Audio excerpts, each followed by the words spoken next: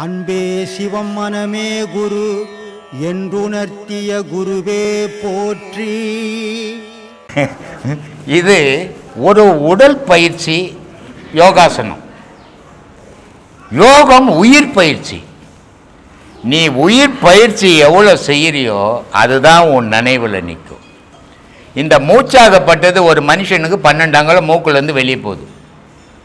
12 அங்குலம் போன மூச்சு 4 அங்குலம் கழிஞ்சு போய் 8 அங்குலம் திருப்பி அவனுக்குள்ளவே போகுது. இந்த 8 அங்குலம் திருப்பி அவனுக்குள்ளே போகும்போது அது சும்மா போகல, பக்கத்தில் இருக்கிறவன் அக்கத்தில் இருக்கிறவன் அங்கே இருக்கிறவன் எதிர இருக்கிறவனாலாம் வலிச்சின்னு உள்ளே போயிடுது. அப்போது நீ நல்ல மனுஷன், பெரிய திருடம் வரும் இல்லையா, இன்னொருத்தர் இருக்கிறாரு மோசமான ரவுடி வரும். இப்போ இவங்க கூடலாம் நான் சேர்ந்து பழகும்போது என்னுடைய மூச்சும் அவங்களுடைய மூச்சும் கலந்து எனக்கு வந்த உடனே அவங்களுடைய எண்ணங்களும் எனக்கு வந்துடுச்சு.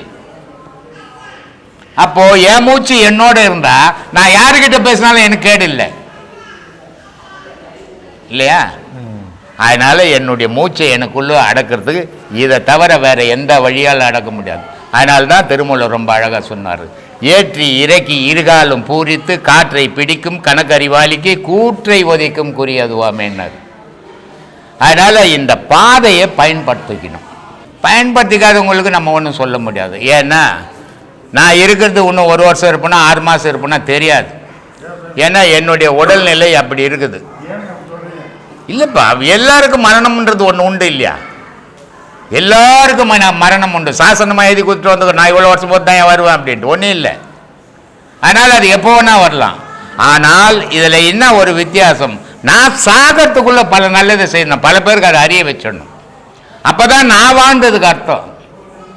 இல்லைன்னா அது வீணாக போயிடும். மனிதன் வாழ்ந்ததுக்கு அர்த்தமே அவனுடைய உழைப்பு இங்கே இருக்கணும். பல பேருக்கு அவன் மறைஞ்சாலும் அவனுடைய உழைப்பு உலகத்தில் இருக்கணும், பல பேருக்கு பயன்படணும். அவன் வீட்டுக்குள்ளே நான் 20,000 என் பொண்டாட்டிக்கு போட்டேங்க, என் பிள்ளைக்கு 15,000, அது ஒரு பெரிய சாதனையே கிடையாது. அது ஒரு ஜீவராசி மாதிரி. அப்படி வாழணும் சாமி, அதை தான் என்னுடைய விருப்பம். சொல்லுங்க. நீங்கள் 120 வருஷம் வாழுவீங்க நான்.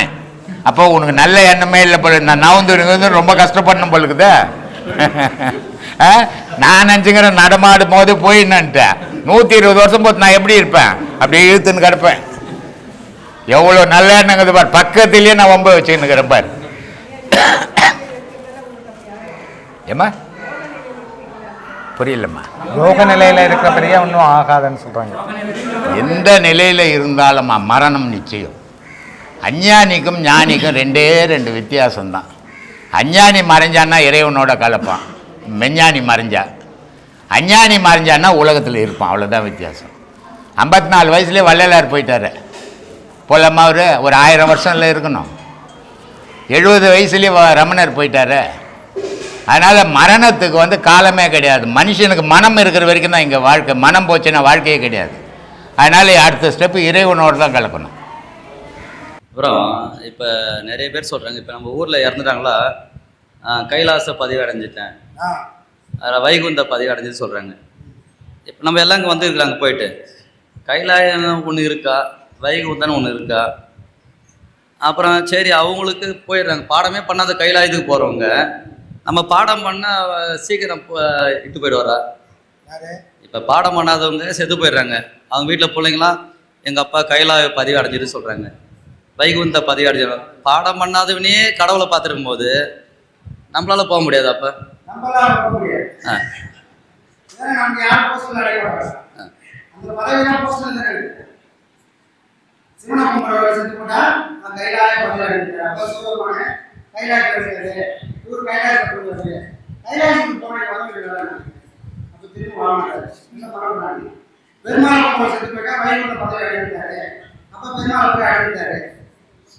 ஆனா எந்த ஞானியாவது தனக்குள்ள ஒதுங்கி சமாதி நிலையை அடைஞ்சிட்டாங்க அப்படின்னு சொன்னா இவர் வைகுந்தத்துக்கு போனாங்க யாரும் சொல்றாங்களா, இல்ல கைலாச பதவி அடைஞ்சிட்டாங்க சொல்றாங்களா? இல்ல.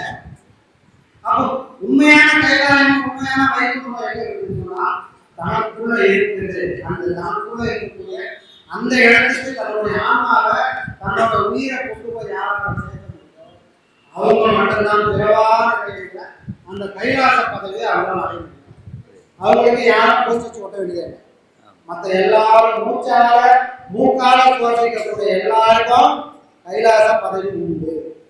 வைகுண்ட பதவி நோக்கி மூக்கால சுவாசிக்கிற தண்ணி நான் உருக்குள்ளதான் ஓடுறேன்னா அவங்க யாருக்கும் கைலாச பதவி இல்லை. அதனால இங்க இருக்கிற யாருமே கைலாச பதவி கிடையாது. முக்தியும் மோட்சம் மட்டும்தான்.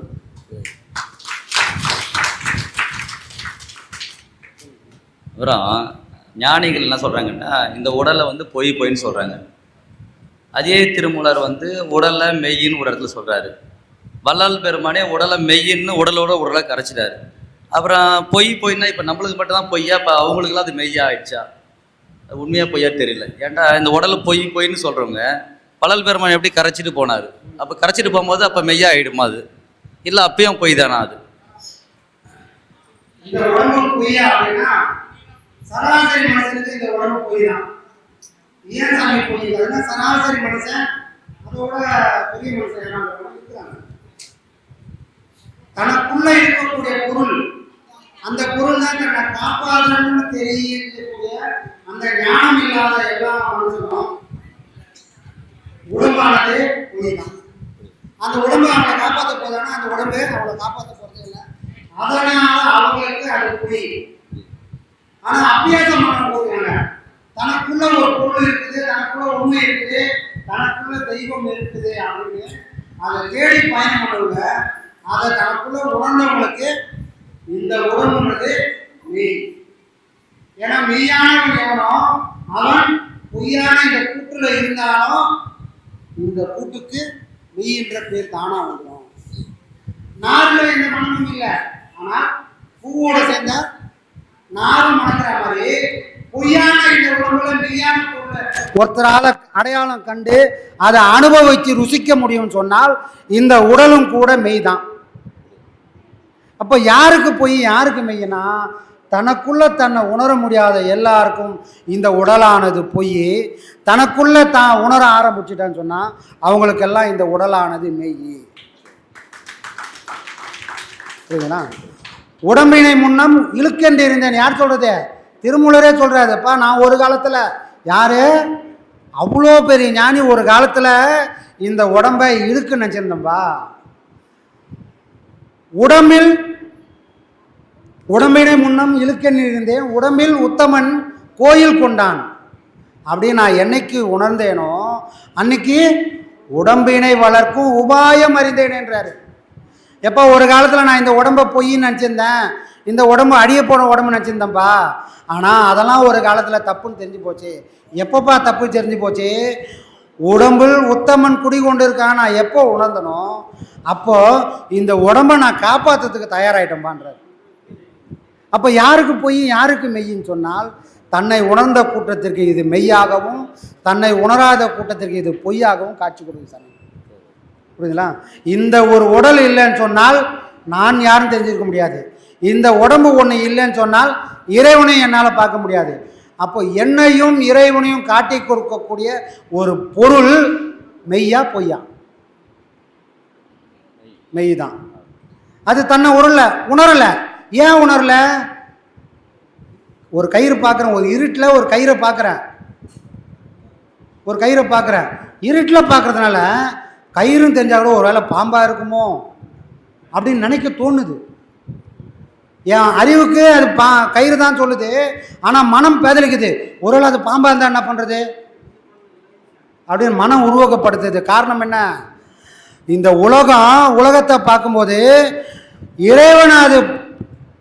இறைவன்ற பொருள் உண்மை. அந்த கயிறு எப்படி உண்மைன்னு நினைச்சாலும் பாம்பாக உருவகப்படுத்துதோ அதை போல இந்த உலகத்தில் விழுந்த மனுஷன் இறைவன் நினைச்சிட்டால் கூட அந்த இறைவனை மறைச்சிட்டு மாயை என்ற இந்த உலகத்தில் மாட்டின்னு முடிக்குது. அந்த கூட்டம் எல்லாத்துக்கும் இந்த உடல் பொய். இல்லை இந்த உலகன்றது பொய்ப்பா, இது எல்லாத்தையும் படைச்சது இந்த இறைவன் தானே. இந்த உலகத்தில் இறைவனை யாராவது பார்க்க போனால் அவங்களுக்கு இந்த உடலானது மெய்யாயிடும். சரிங்களா? இதுதான் சாமி. இருக்கும் இடத்துக்கு ஏற்ற மாதிரி தன்னுடைய நிலைக்கு ஏற்ற மாதிரி ஒரு பொருள் பொய்யாவும் அதே பொருள் மெய்யாவும் காட்சி கொடுக்கும். இப்போ நமக்கெல்லாம் தங்கம் கிடைச்சதுன்னா என்ன பண்ணுவோம்? சந்தோஷப்படுவோம். ஏன்னா அந்த பொருள் என்னை காப்பாற்றோம், என் பரம்பரையும் காப்பாற்றோன்னே துள்ளி குதிப்போம். எல்லாத்தையும் தூக்கி போட்டு ஒருத்தர் போய் நிற்கிறாரு, அவர்கிட்ட போய் தங்கத்தை கட்டி கொடுத்தா டேய் டேய் டேய் எல்லாத்தையும் தூக்கி போட்டு தான் நான் இங்கே வந்திருக்கிறேன், திரும்ப இதை எடுத்துக்கிறா தூக்கி போடுன்னு தூக்கி போட்டுருவார். அவரவர் நிலைக்கு ஏற்பவே அந்தந்த பக்குவத்துக்கு ஏற்ற மாதிரி இந்த உடலும் இந்த மனமும் காட்சி கொடுக்கும். நாம் எந்த நிலைக்கு போகணும்? இந்த உடலை விட்டால் வேற ஒரு ஆயுதம், சிறந்த ஆயுதம் இந்த உலகத்தில் ஒன்று கிடையாது. இந்திரன் கையில் இருக்கிற வஜ்ராயுதம் மாதிரி நாம தான் இந்திரன். நம்ம கையில் கிடைச்ச ஒரு வஜ்ராயுதம் எதுன்னு சொன்னால் இந்த உடல் மட்டும்தான். இந்த உடல் என்ற வஜ்ராயுதத்தை கொண்டு தான் நம்மளுடைய கர்மாவெல்லாம் அழிச்சிட்டு பிறக்காத ஒரு பேரின்ப வீட்டுக்கு நம்மளால் போக முடியும். அவ்வளோதான். ஆத்மா ஆத்மா.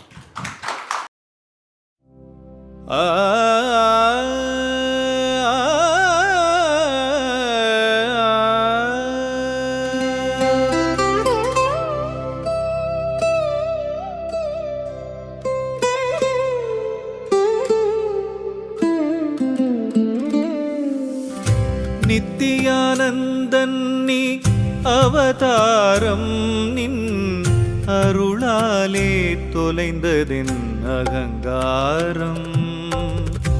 நித்தியானந்தன் நீ அவதாரம் நின் அருளாலே தொலைந்ததென் அகங்காரம். பாவங்கள் பரந்தோட பரிகாரம் நின் பாதத்தில் பணியணும் அது போதும். பாவங்கள் பரந்தோட பரிகாரம் நின் பாதத்தில் பணியணும் அது போதும். பக்தர்கள் நெஞ்சிலே வாசம் நின் பாடங்கள் அதுதானேயம் வேதம். நித்தியானந்தன் நீ அவதாரம் நின் அருளாலே தொலைந்ததென் அகங்காரம்.